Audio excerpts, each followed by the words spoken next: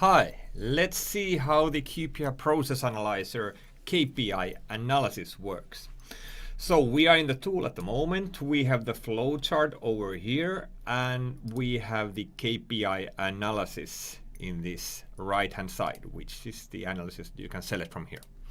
So the analysis originally shows the case count for all the cases. So we see the 10,485 cases. And the trick over here is that there is this settings button. And by pressing this, we can really control what we want to see here in this flowchart. So let's see that here we are seeing the case count in this y-axis. But the x-axis is now just showing everything. So we have only like one column bar over here. So let's first play with the x-axis. So maybe instead of just showing one, we could, for example, take the starting time of the cases. So we can get a trend analysis over here. So now we have the starting time, and then we can set it as a period, for example, this month name only, or sort of really the kind of the month with the actual year added to that. And you see here that now by default the sorting is done by the y-axis, so we have the biggest, so the largest amount of cases starting over here, and in this particular case we probably would like to see like the time going from left to right in this manner. So we have the starting time as months, and then we have the amount of cases over here. And this is now on the monthly level. Obviously, we can also go to the quarterly level and see the figures over here. So it's really like a flexible. And the aggregation in this case is like we are grouping them together. So this is like how we can use the time in the x-axis.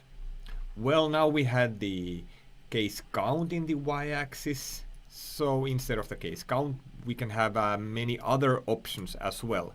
For example, the case duration is one very often used. So now we see the average duration. I can as well click over here. The settings will go there, and we see that, okay, the average case duration in days by the case starting time. By the way, here when we talk about the duration, it's always good to think that, do we really want to see the average, or do we maybe want to see the median duration? I would say that in this process analysis, median is many times a better one than the average in many cases. Okay, so now we have the median case duration. It's good to remember that the KPI analysis really reflects all the dynamic selections and settings done on the control window. So we see this is the data for the whole process model, but if I'm only interested in what about the cases that go through the customer pickup, I just click over here and then you see the graphs are updated. So 65 days, 65.7 days median duration here on Q3 2016 for the customer pickup cases. Or maybe the purchase order created cases, we see that, wow, there was a really long duration, 153 days for the Q3 2015. And this is of course possible also using the kind of the other tools like the duration analysis. The long-lasting cases obviously are taking more time. We are going to this more than 100 days level here. Okay, so the KPI analysis really works nicely in showing you all those possible KPIs. Let's look at even further details. There's the presentation option. I have been using the column chart. Well, you prefer the bar chart, which is sort of the rotate 90 degrees. Then we have the option of using the area chart and nicely showing in this kind of way. Of course, the sort of the standard table representation is possible, where we just have the exact figures over here, and then also the one, well, the donut chart looks nice. We see here the quarters, and then also the spline chart, line charts and spline charts. So there's variety of presentation possibilities now in this KPI analysis in the presentation selection. So you can easily play with those ones. Then a couple of other things. Now we did have the case duration over here. We can as well like think about something else. There's like a duration between certain event types. Well, the case duration starts from whatever the first event is in the case and whatever is the last event. So we can just take like a duration between certain event types. And here we select that, okay, let's say that we are interested in how much time it takes to go from, let's say, picking done to delivery completed. So then I just select the picking done as the first event and then the delivery completed to be the second one. Delivery completed over here. And now we see the median of picking done to deliver completed by the time. So we see that actually we have been improving. So the picking time from picking to deliver completed, the time has been going down while we go from 2015 to 2017. Well, this is now the time horizon here, but we could of course also play with that axis a little bit more.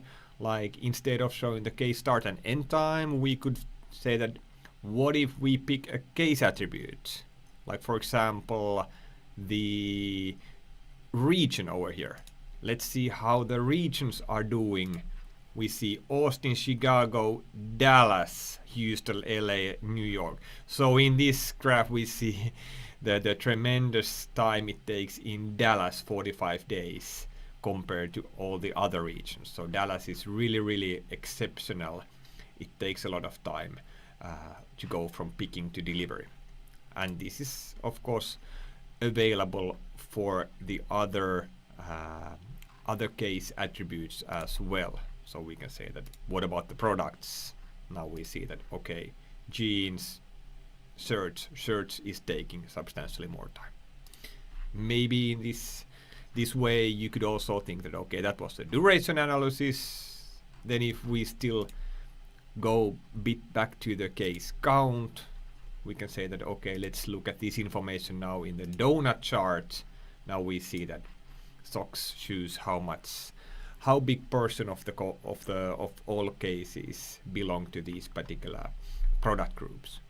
So KPI analysis is the very flexible tool for designing whatever KPIs we want to have. You can give the title can be the default that comes from your selections, or you can overwrite the title over here and put your favorite text in here. So I encourage you to use the KPI analysis settings. I will be doing another video with a bit of advanced functionalities, like explaining what are those or the other possibilities here. But this is sort of the basic stuff. I really encourage you to experiment with those basic stuff, and it's good to remember that this KPI analysis can be very easily added into your dashboards. So then you can save the settings into the dashboard, and then others can use that just like it with those predefined settings. Okay.